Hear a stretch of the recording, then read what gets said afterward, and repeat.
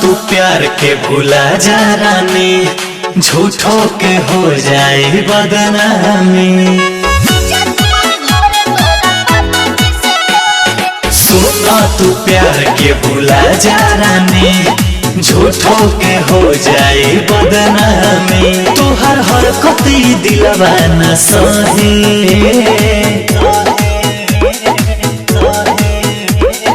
काहे ले लम्हा जाए आरे छोड़े के जब रहे जातु बन घरे तोहरा पापा जी से कहे। काहे ले लम्हा जाए छोड़े के जब रहे जातु बन घरे तोहरा पापा जी से कहे। ठीक है कहत रे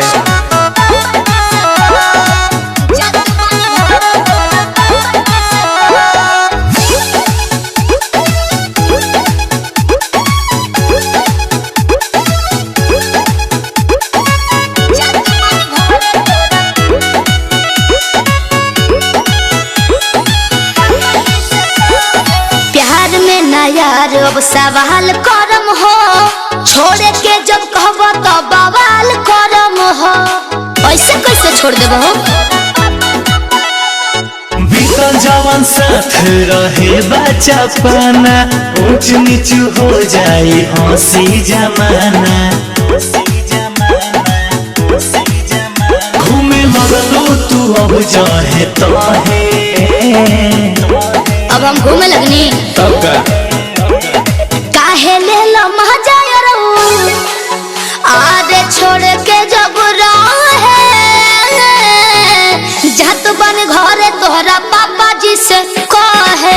के तोहर बात लोर अखिया से ढोरे जात बन घरे तोहरा पापा जी से कहे।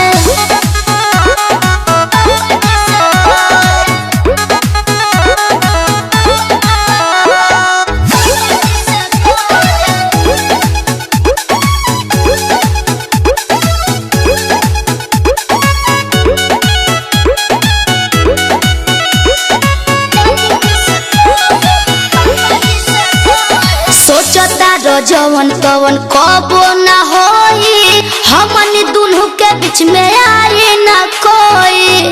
बुझाई कान खोल के सुन लो, समझे के कोशिश कर कहीं हरमेसी। कुल बात जाने ले प्रकाश परदेसी, कहे रंजित के माथा लगलो माहे।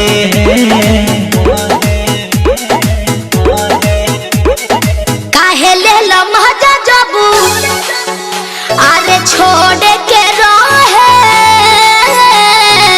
जात बनी घरे तोरा डैडी जी से कहे। सुन के तोहर बात लोर अखिया से ढोरे जात बनी घरे तोहरा पापा जी से कहे। घर से निकलवाइए देबे, साधारण मत बुझो।